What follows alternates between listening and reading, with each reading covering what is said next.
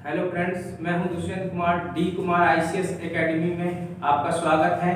और हम लोग राष्ट्रपति को पढ़ चुके हैं, लोकसभा की संरचना को कंप्लीट कर चुके हैं, राज्यसभा की संरचना कंप्लीट कर चुके हैं।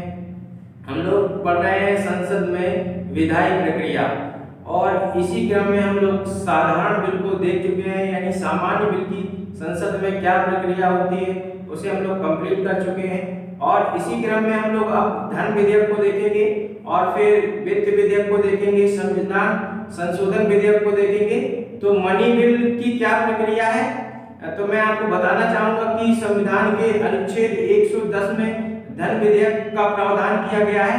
और धन विधेयक क्या होता है, किसी भी कर को लगाना, हटाना या उसमें परिवर्तन करना या संचित निधि से धन का निष्कासन करना, ये सारे प्रावधान धन विधेयक की श्रेणी में आते हैं। और अनुच्छेद 109 में धन विधेयक की प्रक्रिया दी गई है।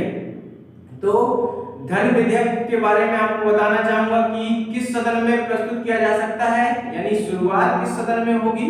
तो धन विधेयक केवल और केवल लोकसभा में ही प्रस्तुत किया जा सकता है, यानी जाएगा तो दोनों सदन में, लोकसभा में भी जाएगा, राज्यसभा में भी जाएगा, लेकिन इंट्रोड्यूस कहाँ किया जाएगा, तो इसे लोकसभा से ही स्टार्टिंग की जाएगी। लोकसभा में पहले इंट्रोड्यूस किया जाएगा और फिर राज्यसभा को बहुत ही सीमित अधिकार दिए गए हैं धन विधेयक के संदर्भ में।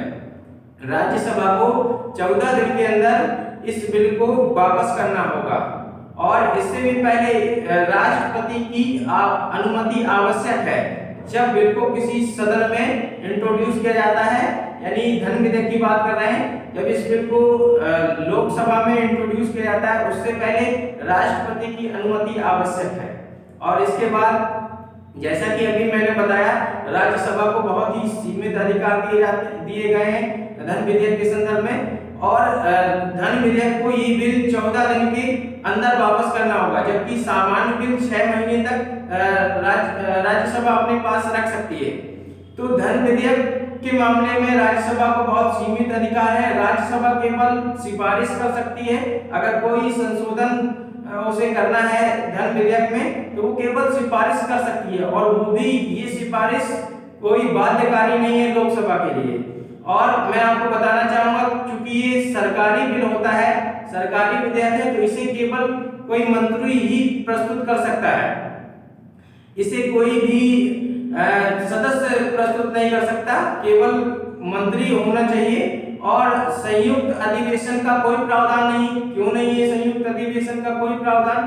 क्योंकि जब राज्यसभा को बराबर अधिकार नहीं है, अगर बराबर अधिकार होते लोकसभा को भी और राज्यसभा को भी, तब तो ये मान सकते हैं कि भाई चलो गतिरोध होगा, और जब गतिरोध होगा तो गतिरोध डेडलॉक की स्थिति में ही संयुक्त अधिवेशन ज्वाइंट सेशन बुलाया जाता है। तो ऐसा भी कोई प्रावधान नहीं है। और आपको याद दिला दें कि राष्ट्रपति इस बिल पर अनुमति देने के लिए बाध्य है। तो आइए एक बार देख लेते हैं क्या है धन विधेयक की प्रक्रिया।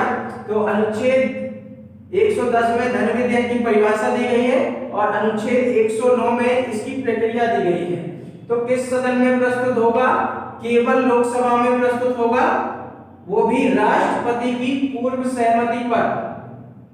वो भी राष्ट्रपति की पूर्व सहमति पर इस बिल को लोकसभा में प्रस्तुत किया जाएगा।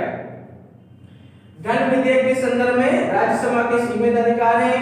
राज्यसभा को धन विधेयक को 14 दिन के अंदर वापस करना है।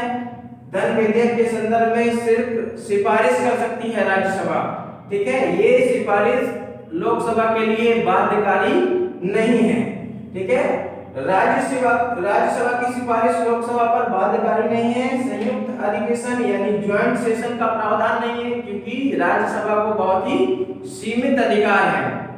और राष्ट्रपति और बिल, तो राष्ट्रपति बिल पर अनुमति देने के लिए बाध्य होगा। क्यों बाध्य होगा? क्योंकि ये बिल राष्ट्रपति की पूर्व सहमति पर ही लोकसभा में प्रस्तुत किया गया था। तो फ्रेंड्स, मुझे उम्मीद है कि वीडियो आपको अच्छा लगा होगा, और आगे मैं आपके लिए एक नया टॉपिक यानी वित्त विधेयक फर्स्ट और वित्त विधेयक सेकंड लेकर आऊंगा। लेकिन अगर वीडियो आपको अच्छा लगा हो तो कमेंट्स करके बताएं कि वीडियो आपको कैसा लगा। धन्यवाद।